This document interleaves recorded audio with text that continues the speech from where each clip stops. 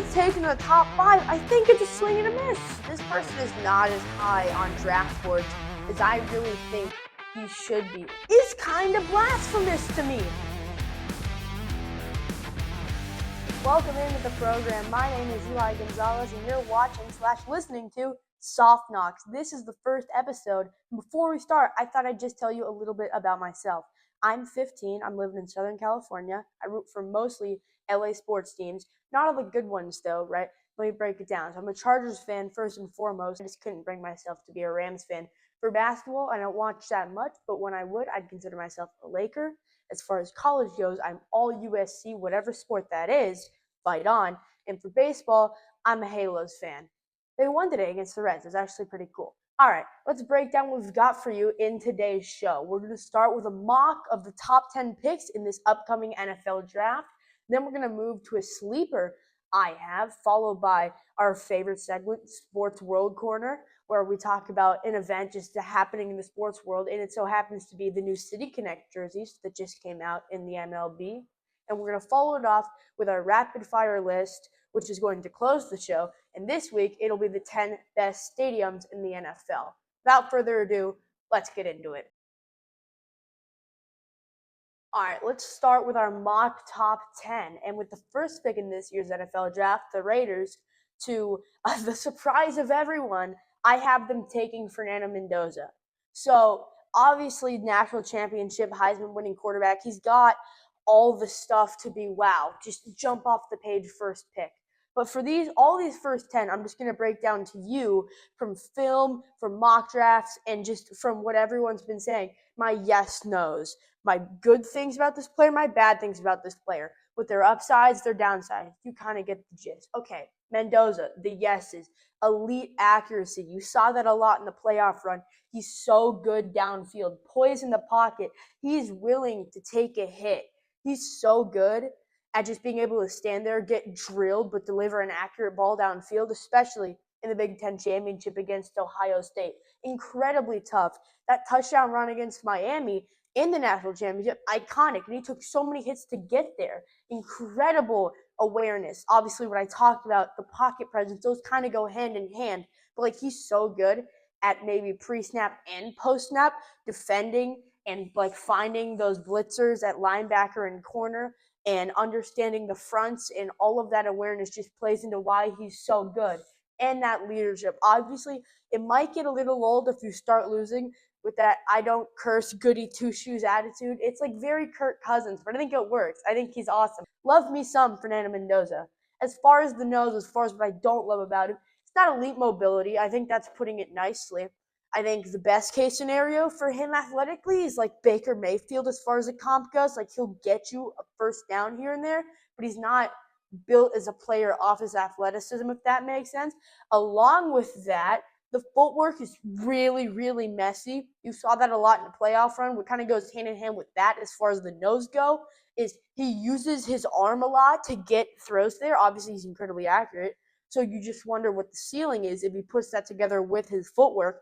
There's a couple times where he just sets pretty much just quick game footwork, which is just kind of like a slide step out of the pocket, so the offensive line backs up, so he has room, and he'll just throw from there when it should have been a 3-step drop or a 5-step, or especially when he's rolling out, he's kind of funky with his feet, and that gets him in trouble. That's my report on Fernando Mendoza. I think he should go to the Raiders at 1, and I think that's the easiest pick in this top 10, right?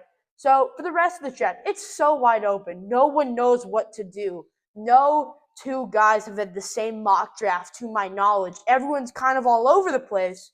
And with the Jets at number 2, I have them taking Arvell Reese. Incredible out of Ohio State. The versatility just screams to you. He's also 6'4", 240, running a blazing fast 40-yard dash time. He's a ridiculous athlete.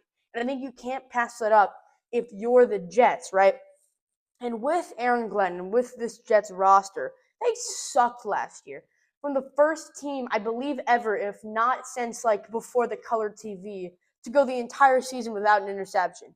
He is a defensive head coach. He went in there with the plan to build a defense, and they didn't have a pick the entire year. That's embarrassing. The secondary in this draft is not what stands out. The front 7 this has has the talent and has the players to be the most loaded front seven draft of all time. And at number 2, I think that's where the Jets go. Now it's for the yes nos on Arvell Reese. Ridiculous upside as a two-way edge threat and off coverage linebacker. As I said, he's 6'4", 240, and he was incredible off the edge at Ohio State. What really stands out is the horizontal mobility. Just the nastiest QB spy ever. He doesn't bite on those outside run fakes. He's really good at fitting the run, especially the outside zone.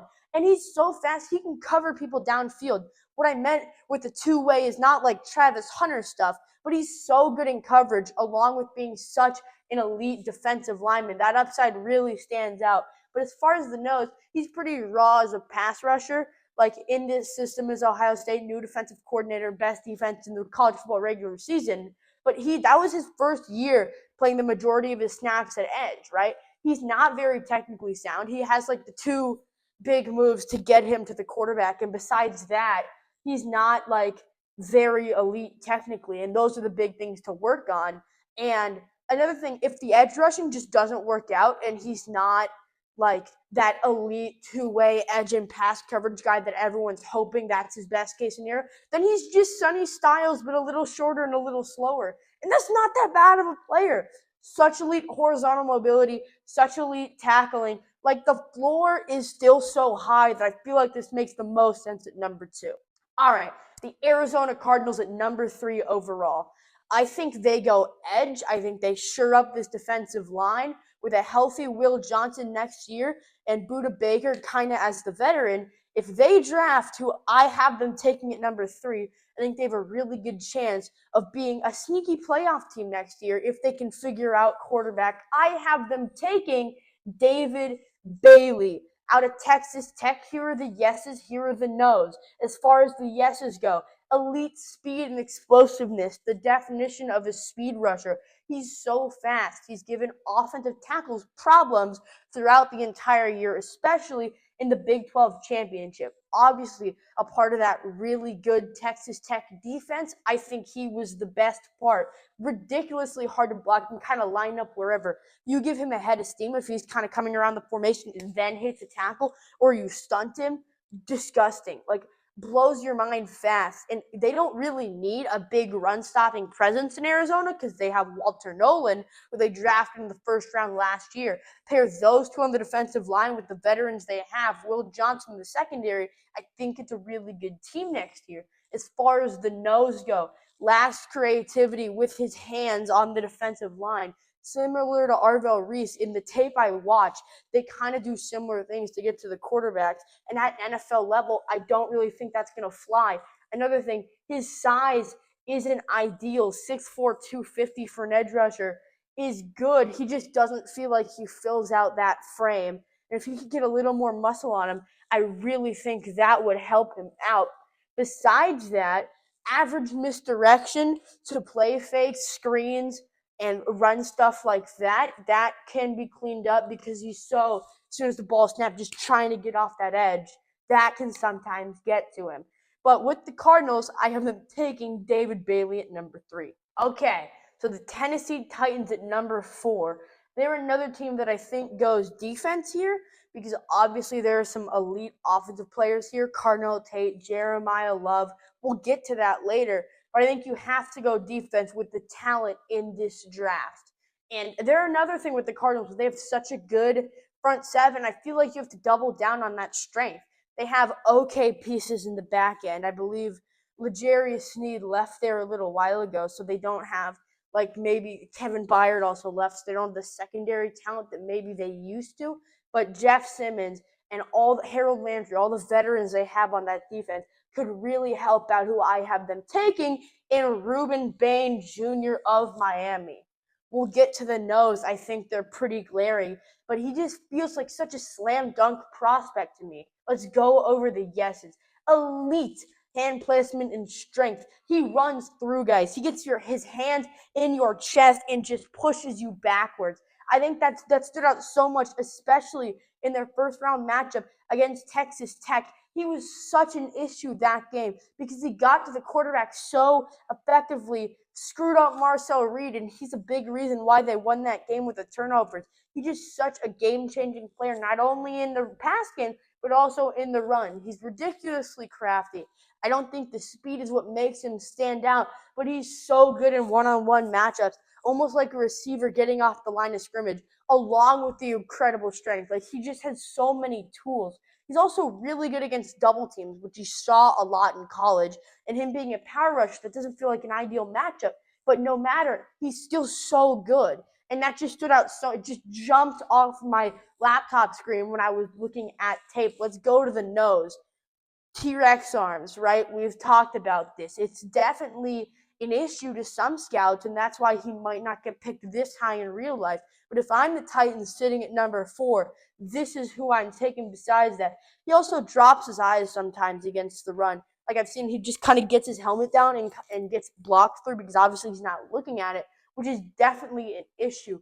Also, this kind of goes along with the not great speed part, but he's not great in quarterback pursuit. So once he gets past the offensive lineman blocking him, he's not really great at then getting to the quarterback. A lot of pressures, not as many sacks as you could want from someone of that caliber. All right, moving to the Giants at number 5. Another team. There's really a theme here of elite front sevens, and I just have them doubling down on their strengths, especially with this team. Demarcus Lawrence requested a trade a couple days ago when I'm recording this. I think that's just a move for him to get an extension, and obviously he's definitely the best defensive tackle in the NFL, so he will get that money. And with that, Abdul Carter in his second year, they have a ridiculous defensive line. Brian Burns across from him, incredibly underrated now that he's on this good defensive line, but he won the Carolina Panthers games back when he was with them. What they're lacking in that front seven is linebackers, and I have them taking the athletic pass coverage phenom, tackling freak, the guy who they've given comps to is defensive Calvin Johnson, which is ridiculous. Give me Sonny Styles of Ohio State. Let's talk about his yeses and his nos. Yeah, he plays Mike so he can handle responsibility. We'll go with that. He called plays for them defensively for the majority of that year, and that responsibility, I think, goes undervalued. And I think that really means something, especially drafting somebody as a rookie. He's also a ridiculous tackler. In open space, he's faster than most receivers and shiftier than most running backs. He's so good at dropping his hips and driving through your rib cage. He's just such an incredible tackler and really just an athletic monster. So good at everything. His combine numbers just jump off the page. And just to remind you, he's 6'5", 240 with 32 and 7/8 inch arms. That's ridiculous. I know this is really an upside pick, and that's what they did last year at number 2, taking Abdul Carter. But they're going to hit on one of these, and once they do, this defense is going to be gross. Let's talk about the nose for Sonny Styles, why he isn't a perfect prospect. Kind of average blitz instincts, not great getting sent from the second level to rush the passer, something that Arvell Reese has that he kind of lacks, which is why he's not getting taken higher in this draft. Also, he kind of needs work on like reading blocking schemes, because when he does this kind of goes along with the last thing I said.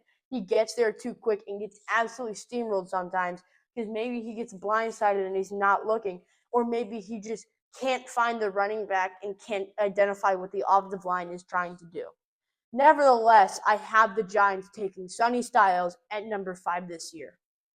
Talking for a while. Gatorade, please sponsor me. Gotta love the chug jug.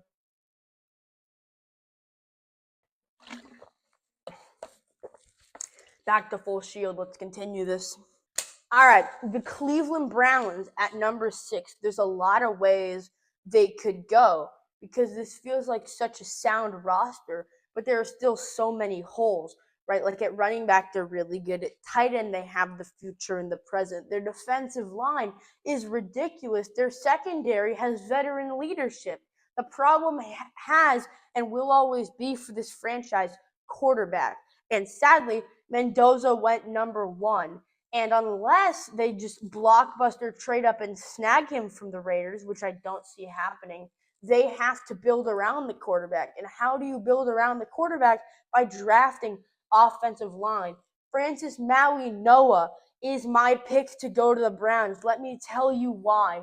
Incredible instincts. He leads rushers around the pocket, not in. He's really good, especially playing against Ruben Bain in practice. He knows what an elite defensive lineman looks like. And on tape, in games, he's really good at kind of getting him around the pocket, buying his quarterback more time, which I really think is valuable. He's also good in helping out a guard in double teams, or if a center pulls and it's a run scheme double team. He's incredibly good at not just not letting the other person do anything, recognizing he's supposed to 2v1 this guy and giving him some space to do what that guard does best. Let me talk about some no's. He's pretty easily counterable because he's not incredibly fast with his feet, so maybe like a lot of times he's just gotten swam around and Carson Beck's just in pieces and Maui Noah is the one picking him up. And if you know, the offensive lineman who usually picks up the quarterback is the one who got killed, right? And besides that, less than ideal arm length for an offensive tackle, the exact measurement 33rd and a 4th, which are absolutely monster arms, but for a position when that's valued so much, it might not cut at the next level. He's no Joe Alt, go Chargers, but I think he's a great prospect, and I think he'd help the Browns massively this next year. All right, so for pick 7, Washington Commanders. Dan Quinn, a down year. 2 years ago, they made the NFC Championship and lost to the eventual Super Bowl winners, the Philadelphia Eagles. But I think he needs to rebuild this defense. That team in 2024 was led by the rookie phenom Jaden Daniels and just a lot of veteran pieces all around, especially on the defense. And those pieces, most of them have either been traded or have kind of lost a step. So what I think this Commanders unit needs to do is take just a defensive dynamo, someone that can bring some youth into this defense. I have them taking Caleb Downs for those reasons. He's a disruptor near the line of scrimmage, so good in run fits. Before they got the emergence of Sonny Styles and Arvell Reese, the year they won the national championship, that team was so good because they just had him either doing Derwin James stuff or playing center field. Like, he was so good at doing so many things for that team, and obviously so much more talent was added this past offseason into this team that lost to Miami in the Cotton Bowl. But he's been proven to be a defensive leader, and there's so much he's been able to do for that team. Along with that, he's an elite run stopper, not the biggest kid at safety, 6'2", 206, but so good against the run, such a good tackler. That means so much to me as someone who's also so great coverage instincts, right? Like, he's such an interesting prospect to me because he's so good at the line of scrimmage, incredibly good against the run, and in zone coverage, his instincts when they have him playing center field or they drop him in a hook curl kind of in the middle of the field, right? He's so good at kind of feeling what's behind him. And he's gotten so many interceptions the past couple of years for stuff like that, right? Along with that, he limits yards after catch in the quick game. Like, another thing I saw is when they have him up towards the line of scrimmage and they try to dunk something quick, he's right there for the tackle. And even if he doesn't get it immediately, he always tries to drive the guy backwards, as opposed to that tackle being broken and that guy going to score a touchdown or something like that. So good in limiting yards after catch. Let's talk about the nose for a second here. Sometimes a little too aggressive in the run. He comes up a little too much and then gets absolutely pancaked because he's 6 feet, 200 pounds, and the absolute California redwood trees that are college offensive tackles will put you on your butt if you are out of position. And he's not great at guarding tall guys in man coverage, and he's not great at defending the jump ball. Also, most of the time, the guy getting thrown the jump ball will be tall, so those things kind of feel like one. But him being, I don't know why this happened in college a lot, but there's a highlight tape of him absolutely getting head tapped. And in the NFL, I don't think you're going to put a player on him like him on a massive slot receiver, on a tight end in the slot. That's not really where he operates. So I don't think that's going to be that much of an issue, but that's just a concern I saw. All right. I know a lot of people for this next pick have been talking about him a lot are probably thinking in their head, why hasn't he already said this guy's name? But at number 8, I have the Saints taking Carnell Tate of Ohio State. He's just such an interesting prospect to me, right? Because the comps have been anywhere from Devontae Smith to Devontae Adams. Same name similarities, not really important to the conversation. But those are the comps he's been drawing. And I've all year not thought of him as that good of a receiver. He didn't win the Bolitnikoff, shout out Mekhi Lemon, fight on. He didn't have like any of these elite awards, so he didn't like stand out to me. And USC didn't play Ohio State, so I didn't see a lot of him until I look at him after the season when I'm preparing for the draft, and now I see, wow, I get why some people have him going in the top 5. He's such an efficient route runner. He's so good at coming back to the ball. Julian Sand kind of just lollipops it sometimes, and he comes back and makes ridiculous catches, most of them for touchdowns in situations like that. And something that goes along with that, he's an elite jump ball receiver. A kind of crazy frame, 6'2", 192. He's taller than most. 192 pounds is definitely an issue. That we'll get to. But he's so good in the jump ball. His hand-eye coordination is through the roof, and those are some of the things that will get him drafted. He's also got great spatial awareness in zone. I think you have to have that when he's at the weight that he could get knocked around super easily. So having that awareness in zone coverage is really going to help him. Let's talk about the nose. He's such a bad run blocker. He's gotten put on his butt so many times, and I think that goes along with his next point. He's really skinny.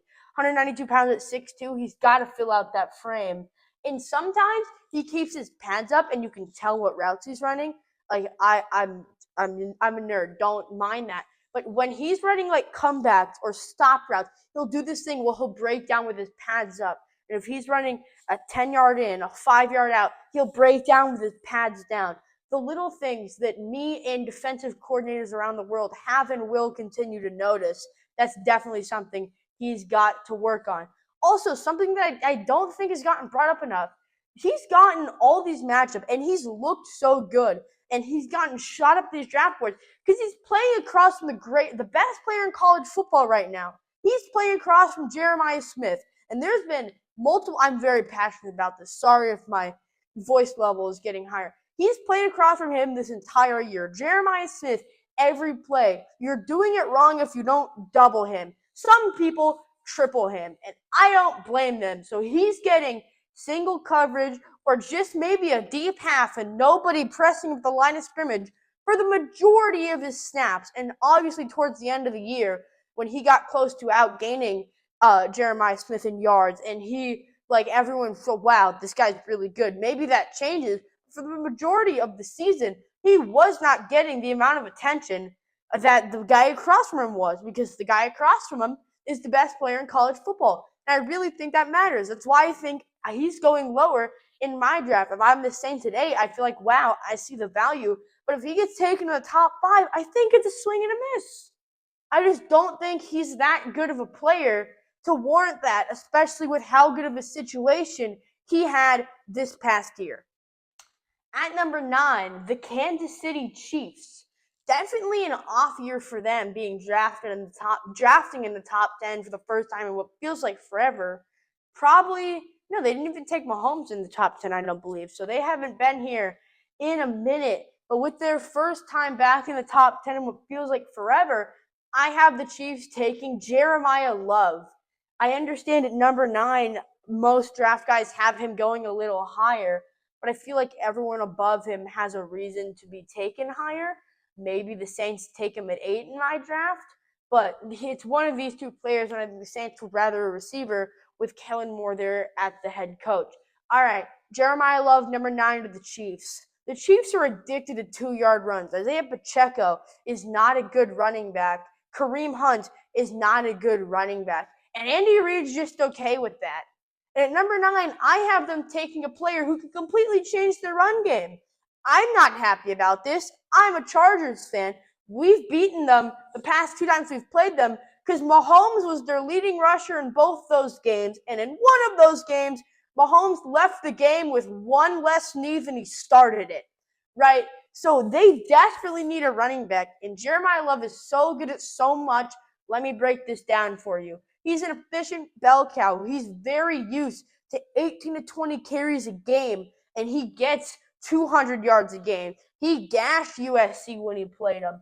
Top end speed relative to his size. He is kind of thick, 6 feet 212 for a running back. He's pretty built, and he fills out that frame almost about as good as you could. He's also an incredible pass catcher. He's getting comps of Jahmyr Gibbs, and I didn't see it until I looked back at the tape, and I'm like, wow, he's so good out of the backfield. He's so explosive. His top of the class acceleration. He gets out of holes so fast. He gets out of the backfield so quickly. I think that's really what sets him apart as a prospect. As far as the nose go, he's really choppy when he makes moves, which I think NFL level tacklers, NFL level linebackers, and defensive backs will take advantage of that. Along with that, he jumps too much. He tries to hurdle people too much. I understand he's an incredible athlete, but that's not going to fly when everyone in the NFL is that level of athlete, right? So I think those are the big no's. But Jeremiah Love, a slam dunk prospect at number 9. All right, the Cincinnati Bengals at number 10. They have such an incredible offense, and most of the really good offensive linemen are pretty much gone at this point, that being Maui Noah of Miami, who I have going to Cleveland in this draft. So at number 10, the Bengals are in a really interesting situation. And after paying all their big receivers and paying Joe Burrow last summer, I really think that they have to go defense. And most of the elite front 7 guys are kind of gone at this point. So with the Bengals at number 10, give me Mansour Delane of LSU. Transfer from Virginia Tech, put in numbers there, but was elite last year. The SEC's best corner and the best corner in college football, in my humble opinion. He's an elite press defender. So good getting his hands in people's faces. That carries to the next level. Also, really good speed and build for his position. 6 foot 187, running a 4.35 40-yard dash. Blazing speed, so he'll be able to keep up with the fastest receivers in the NFL. He's also a really good tackler for being a corner. That's not something you see very often, but he can tackle. And obviously, the NFL, that carries over so well, and him being a good tackler will really help them, will really help him. Besides that, he's an instinctive zone defender, really good in zone coverage, really good feeling routes. They ran a lot of that at LSU, and he took advantage of every opportunity. That's my top 10. Let me overview it for you. At number 1, Fernando Mendoza to the Raiders. At number 2, Arvell Reese to the Jets. At number 3, David Bailey to the Cardinals. At number 4, Ruben Bain to the Titans. At number 5, Sonny Styles to the Giants. At number 6, Francis Maui Noah to the Browns. At number 7, Caleb Downs to the Commanders. At number 8, Carnell Tate to the Saints. At number 9, Jeremiah Love to the Chiefs. And at number 10, Mansour Delane to the Bengals. That's my 2026 NFL mock draft of the top 10. Let's flow right in to our next segment here. Let's talk about a draft sleeper. Maybe I'm a little bit biased, but this person is not as high on draft boards as I really think he should be. Let's talk about Mekhi Lemon. Obviously, I'm a big USC fan, but I kind of feel that the Biletnikoff winner, not being a consensus at least top 2 receiver in his own class, is kind of blasphemous to me. He's an elite route runner, especially on stuff to the sideline. You saw that. His connection with Jaden Mayava on those goes, corners from the outside, 10-yard outs was electric. They barely missed on those. Also, top of his class, ball tracking and catch timing, especially in the USC-UCLA game, along with the USC-Illinois game. They only won one of those, but in both of them, he was so good down the sideline, so good not showing his hands too early, and so good getting to the ball in the right place at the right time. That's what makes him so special. You don't warrant comparisons to Amon-Ra St. Brown for no reason. Besides that, top tier ball strength, no fumbles in his entire college career. That's kind of crazy. And that's because super strong hands, which obviously carries to the next level. And besides that, he's an incredibly underrated jump ball receiver. Obviously, at 5'11, he's not going to be someone in the NFL who does that a lot. But in college, their go-to play on 3rd and 12 was Makai's down there somewhere, and it worked, especially against Illinois. He had one catch in the end zone and one down the middle of the field in triple coverage. Well, the one in the end zone was a fade, but he caught one over the middle in triple coverage for a bunch of yards that you don't trust many other receivers, if any, in college football with making that catch.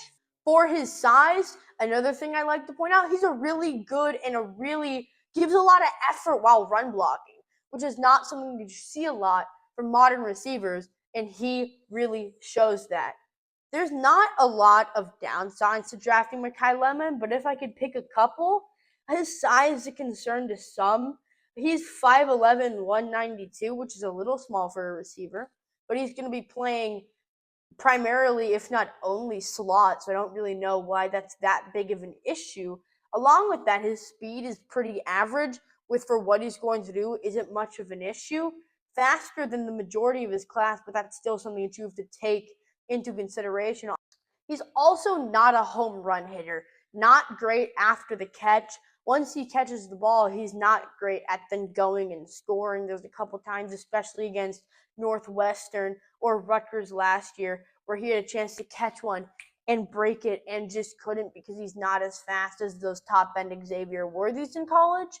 But I don't think the downsides weigh out the upsides at all. I think there's so many yeses and not that many nos. I don't know why he's not the consensus receiver number one in this class. He won the Bolitnikoff, for crying out loud. Give Makai Lemon some respect. All right, now let me take you to the sports world corner. There's a lot to talk about in the world of sports, but me, as a Jersey guy, I'd like to talk about the 2026 City Connects that just came out for the MLB. I'm going to give you a ranking for each one out of 10. Let's start with the Atlanta Braves. I'm going with a 6 here. So they're not very new or creative, obviously, in Atlanta. They've done the powder blue thing a couple times. I like the colors. I really like the powder blue. It's definitely interesting. They've gone to it a couple times, but you definitely like something new out of a franchise that's been around for so long.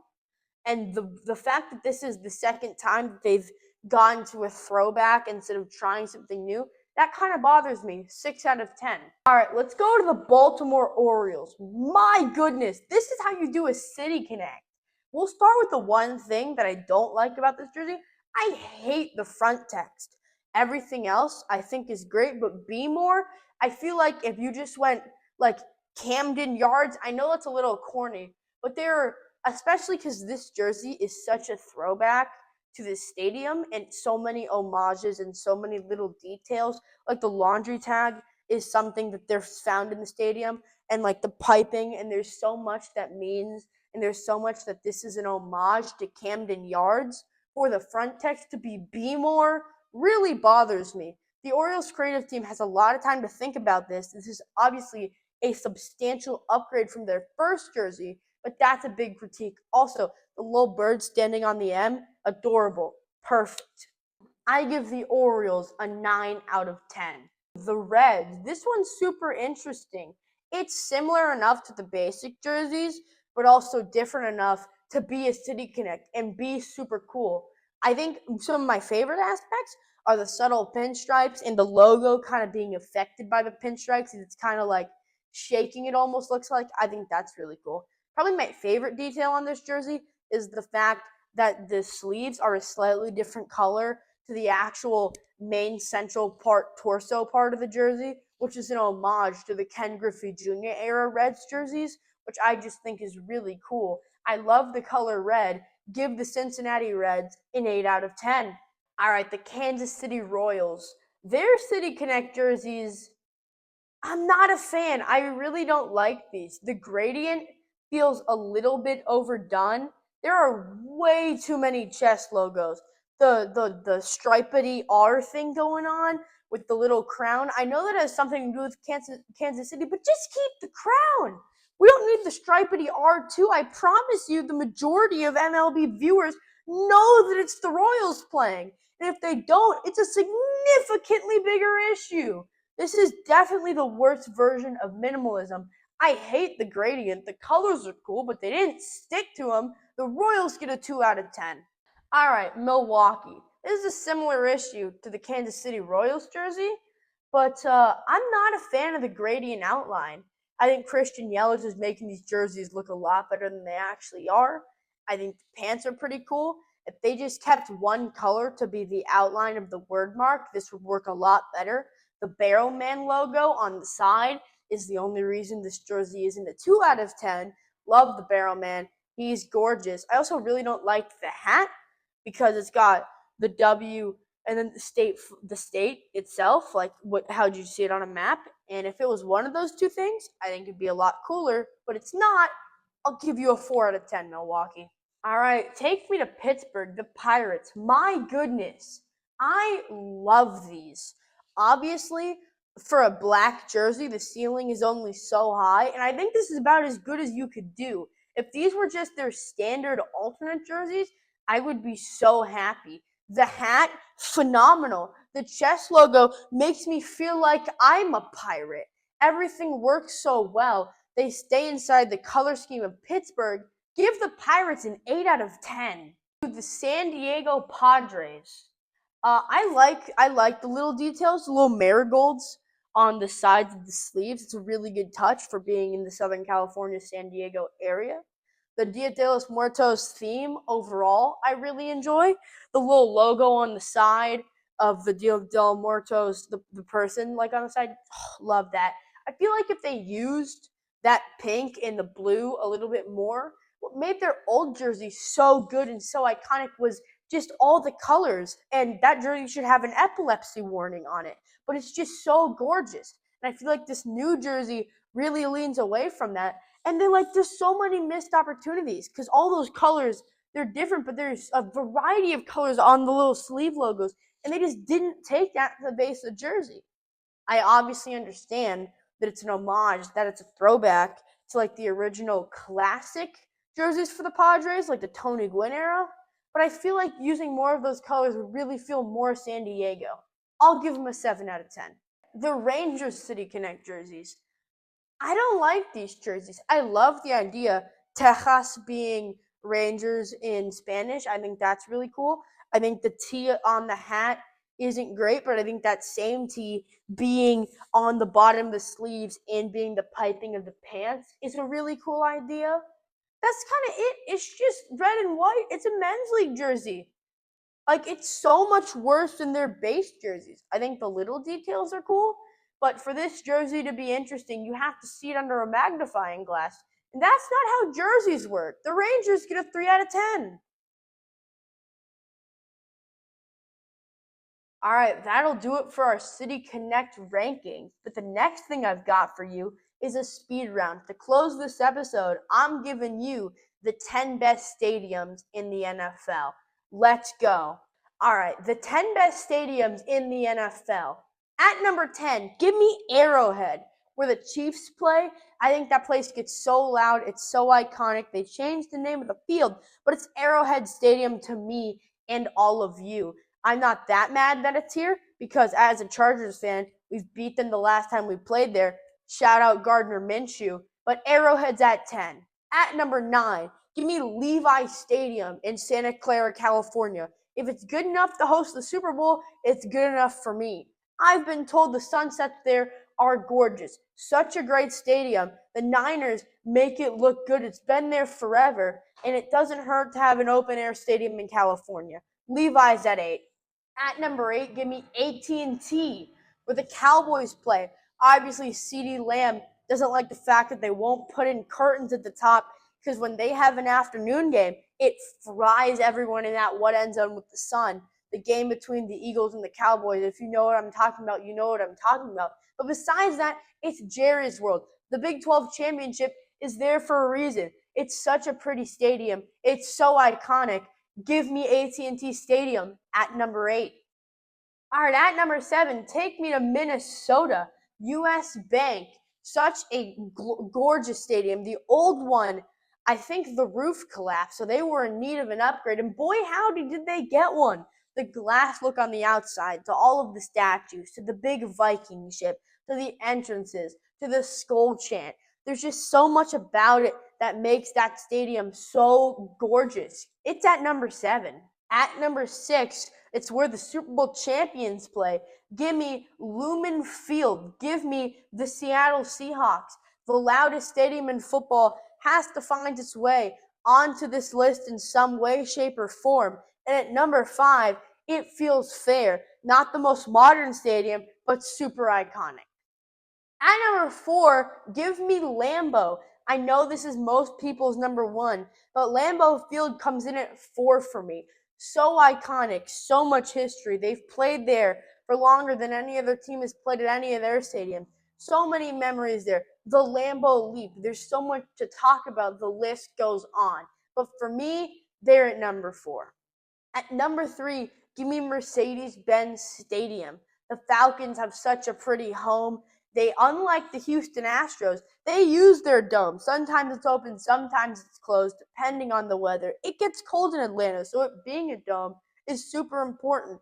So many Super Bowls there. The SEC Championship is played in that stadium. So much history, and so much history yet to be made. At number 3, give me Mercedes-Benz.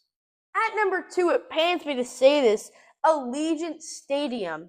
It's so beautiful. Obviously, the newest stadium in the NFL, the massive torch in one end zone. It's pretty much on the strip. The location couldn't be much better down there in Vegas, but it just, the big circle, it looks like the Death Star. Al Davis would be so proud. That stadium has everything that Raider Nation could ask for and more, and it's air conditioned, and it's a dome, which definitely helps the Las Vegas folk. It's at number 2. And at number 1, I might be a little biased, but give me SoFi Stadium. My goodness, that has already been a Super Bowl there. All the concerts, and besides that, it's the best football stadium in the world. The giant video board above you, combined with there's no bad seat in the house, combined with it gets so loud. It's in LA. My Chargers play there.